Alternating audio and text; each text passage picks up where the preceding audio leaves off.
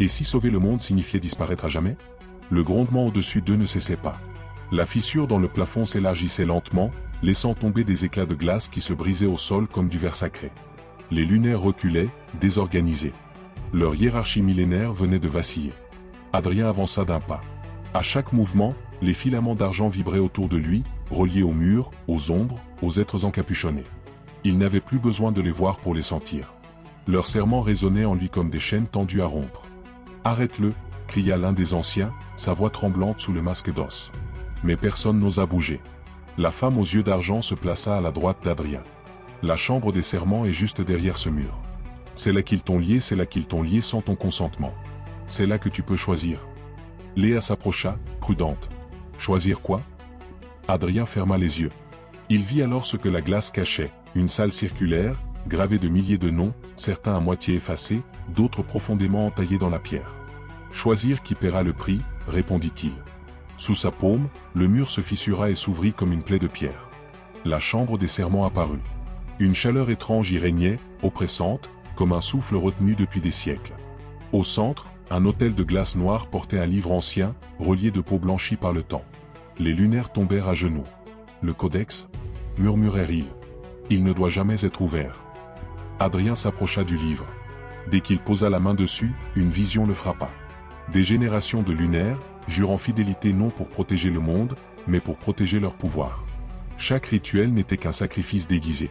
Chaque effacement, un moyen de nourrir les entités tout en conservant l'illusion du contrôle. Il ouvrit les yeux, écœuré. « Vous avez menti, dit-il calmement. Même à vous-même. » Un ancien se releva, la voix rauque. « Sans les serments, le monde se fissurera. Les entités se répandront. » Adrien tourna la tête vers la femme aux yeux d'argent. « Est-ce vrai ?» Elle hésita. Pour la première fois, son assurance se brisa. Les serments étaient une prison.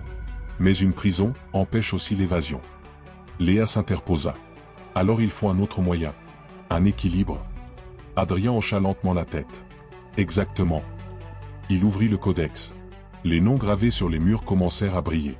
Des silhouettes apparurent autour d'eux, des fragments d'êtres effacés, retenus ici comme des échos. Parmi eux, Marie. Elle s'avança, plus nette que les autres. Adrien. Sa voix n'était plus étouffée.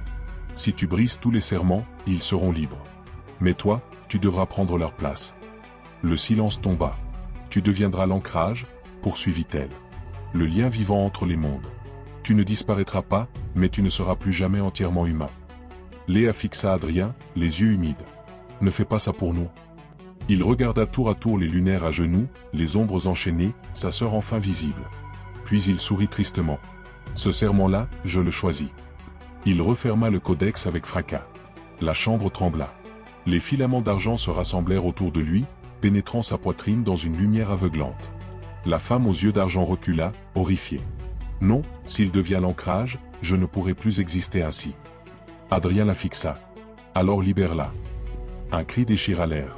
La silhouette argentée se fissura, laissant apparaître, un instant, le visage réel de Marie, épuisé mais vivant. Puis tout s'effondra. Quand la lumière retomba, Adrien était seul au centre de la chambre. Les murs étaient vierges. Les noms avaient disparu. Léa cria son nom. Mais il ne répondit pas.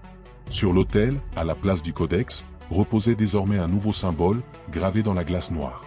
Un cercle intact. Le silence qui suivit l'effondrement n'était pas un vide. C'était une fin.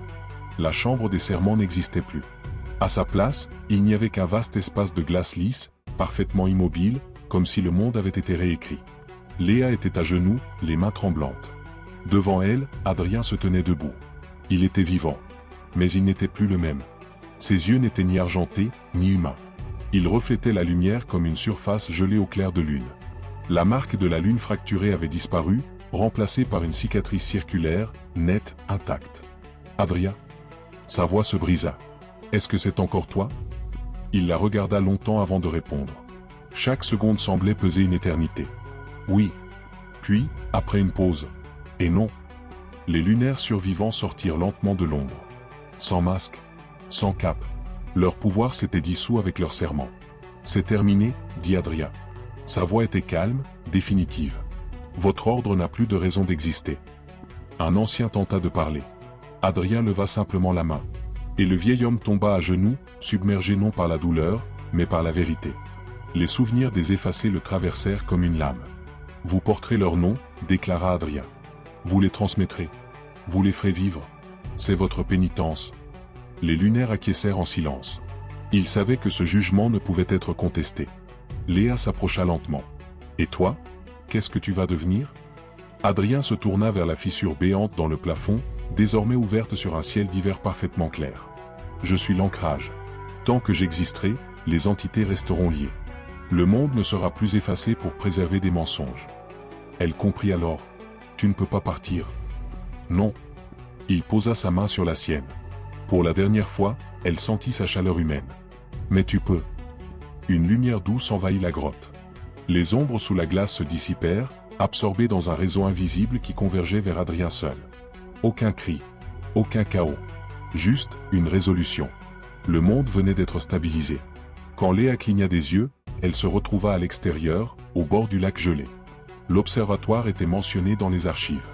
Les disparus avaient retrouvé leur place dans les souvenirs des vivants. Les lunaires n'étaient plus qu'un mythe. Adrien, lui, avait disparu du monde des hommes.